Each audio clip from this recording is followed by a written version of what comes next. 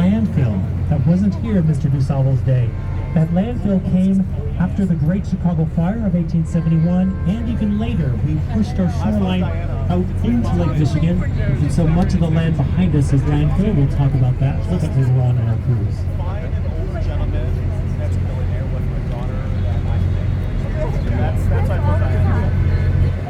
And here now, ahead on the left, we have another view of that London House Hotel with the dome at the top, columns beneath it. But notice the gentle curve.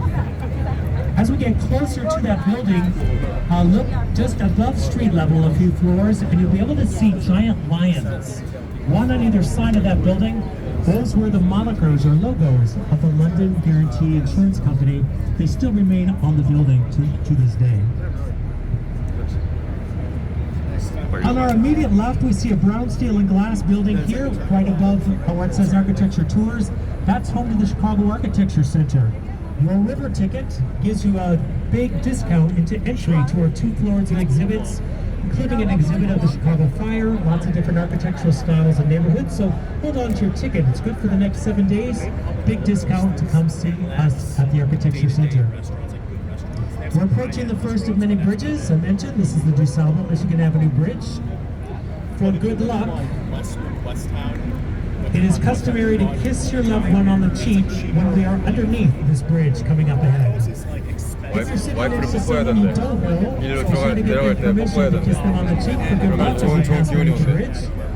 Then, after you do that, look immediately to your left for those 2 lions, one on either side of the London House Hotel. Pause here as we pass beneath the bridge.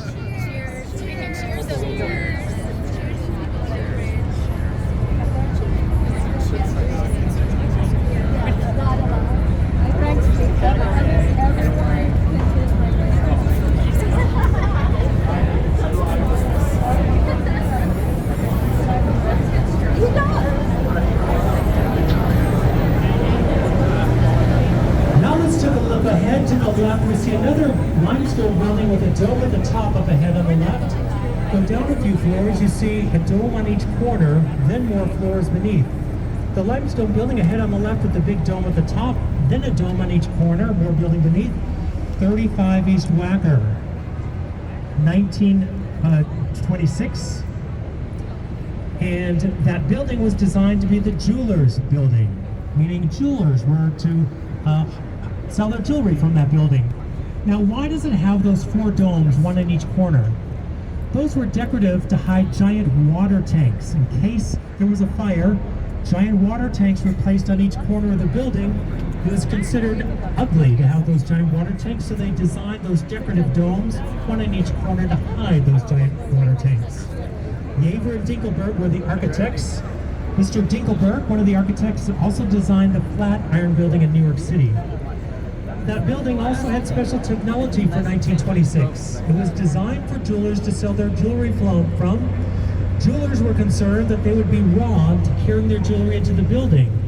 So the building was designed with a giant elevator platform. Jewelers drove into the building in a vehicle full of jewelry, pressed an elevator button, and that giant elevator platform took the jeweler inside their vehicle up to their jewelry floor. So they did not have to worry about getting robbed carrying their jewelry into the building for sale. Continuing ahead on the left is a white vertical stripe building. This is a rare sight in Chicago, not because that's where my mom worked for 20 years, but because that exterior, the white stripes, is marble. You don't see that often in Chicago because marble and Chicago winters do not get along. This is the Kemper Building, designed by Shaw Metz and Associates, and that white marble has maintained its integrity for over 60 years. However, other buildings have tried it, put marble on the exterior, and they had to replace it because the marble crumbled or fumbled under Chicago weather in the winter. But this marble has held its integrity for more than 60 years. Beginning in the 1980s, a new style of architecture was coming into popularity. It was called postmodern architecture. Recall that building we saw earlier that was brown steel and glass, simplicity? Well, postmodern architecture said, no more of that, that's boring. Let's put everything we can on the outside of our building. Look ahead to the left, right after the bridge. you'll see a building with checkerboard pattern. It's the Leo Burnett building, Kevin Roche, 1989. But that checkerboard pattern is telling us this is postmodern style. We want some design. We want a look. The four corners are come out. There's a silver sleeve in the center of all the windows, dressing up the building. So postmodern architects, their inspiration was the mantra, less is a bore. And we'll see more postmodern architecture a little bit later on in our cruise. Next to it on the left, we see a building with 55 at the top, 55 West Wacker, 1968. Throughout our tour, we'll see buildings from different eras, different styles, and even different centuries, next to or right across the river from each other. Another characteristic of postmodern architecture was make your building belong where it's placed. Do something to your building so when people look at it, they know where it belongs. We call that contextualism, acknowledging the environment. Ahead of us on the left, right after the bridge, there is a blue glass skyscraper that has a cutout that winds around it. It starts on the side of the building, then comes out toward the river, then back down the side, and head on the left. That all-glass building with the cutout that winds around it, starting at the top on the side, that is 111, designed by Handel Associates, 2014. It's a residential building. Why does it have that winding cutout? Well, it's making the building belong where it's placed. It's placed on the Chicago River. That winding cutout represents the winding Chicago River. Hence, it's contextual and also postmodern influence in its architectural style. It's a residential building today. Residents enjoy their own outdoor movie theater. Continuing ahead on the left, you see that limestone building where it looks like the center is missing. It's been pushed back. It almost looks like a giant armchair. That's LaSalle Wacker, 1930, designed by Halliburton and Root. My grandmother worked there for 40 years. I'm actually a third-generation born Chicagoan. Take a closer look at that limestone building on the left. It looks like a giant armchair. Why is that center portion pushed back? It's called a setback.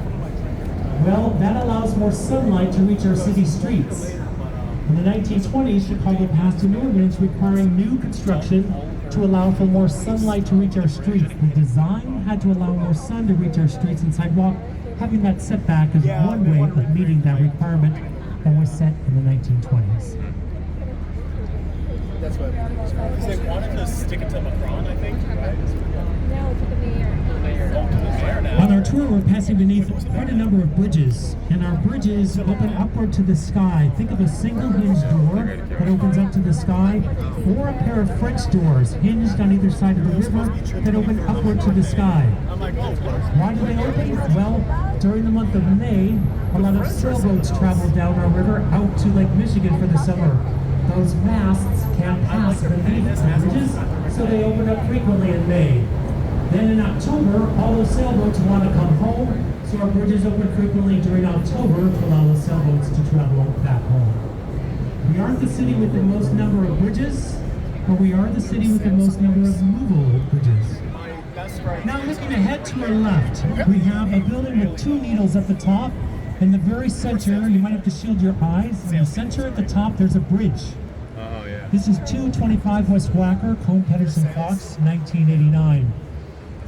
What was the inspiration for this design? If you look beneath the bridge a few floors, you'll see a round urn in a square base.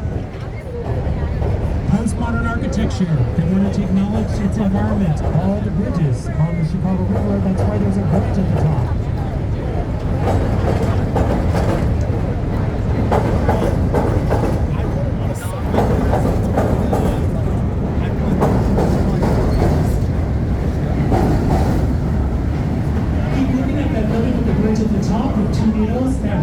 Square base, though, a few floors in the center of the building, a few floors below the bridge. That is acknowledging a famous architect here nearby, Frank Lloyd Wright. Circle in a square pattern was made famous by Frank Lloyd Wright in many of his designs for homes. His office is just a few miles straight ahead of us in Oak Park. So that round urn in the square base is acknowledging nearby architect Frank Lloyd Wright. Now, continuing on the left, there's a green curved glass building. It's a green curb building with green glass, 333 West Wacker, also known as Nuveen, 1983, Colin Peterson Fox. It's a visitor favorite and architect favorite because the curve follows the curve of the river, making it contextual. And the green glass was designed to mirror or mimic the green of the Chicago River. It beautifully reflects the buildings across the river from it. As we get closer to that green curved glass building though, take a look at the lower floors. You'll notice something unusual. I have so many people on my roofs. So my partner had a switch. And that's why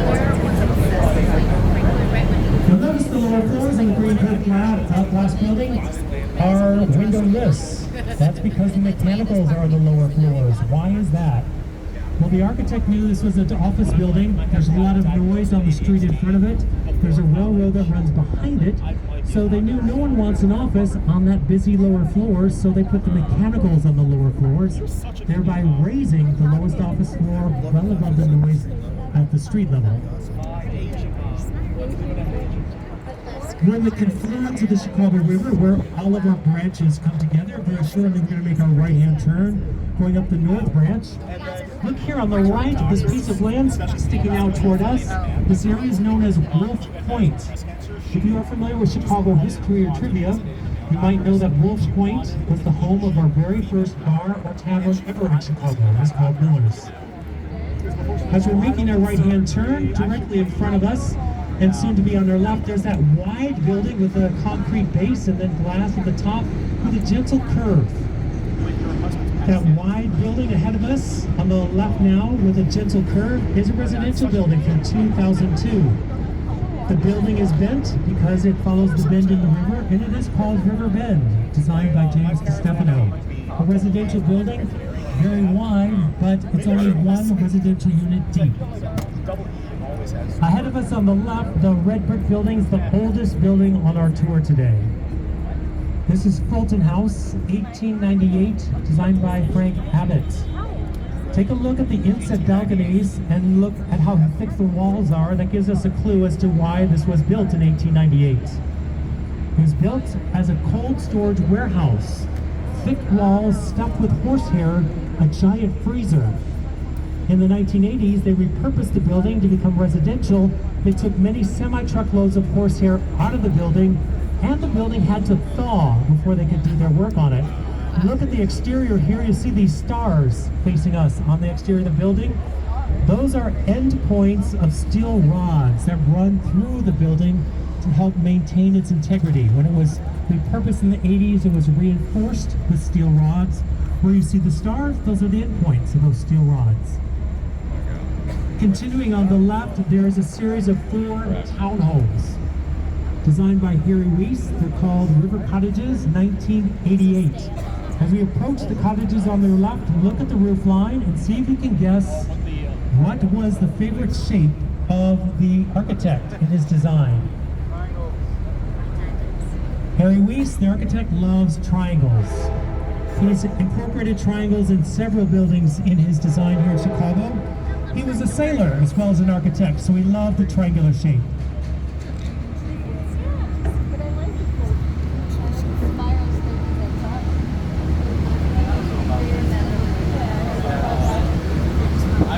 Now on our right, here, this large building on our right with the blue wall, this is an athletic club called the East Bank Club. Completed in 1979, designed by Gordon and Levin. It remains an athletic club to this day. It has some famous alumni, including past President Barack Obama and Oprah Winfrey worked out here. If we were in this spot in 1979 when it was built, though, looking at this wall facing the river, we would not see nearly as many windows. Anybody know why? If you were here in 1979, you would not want to see our river, nor would you want to smell it, especially when you're working out. So it did not have nearly as many windows. As our river cleaned up, more windows were added to the building. Now that gives us a clue because now our river is much, much cleaner. People want to be on the river. Here on the left is a testament to that. The red brick townhomes on the left.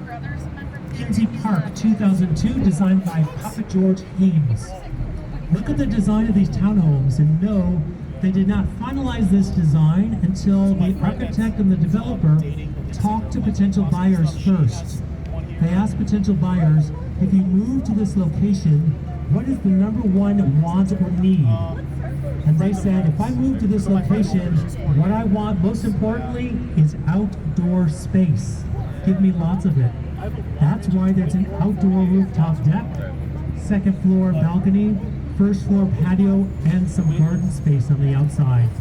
Those were finalized after talking to potential buyers. Papa George Haynes was the architect, completed in 2002. On our right after the bridge, there's a red brick building with protruding balconies. This isn't an old warehouse, it's now residential. Riverbank Lofts, 1908, designed by Nimmons and Fellows.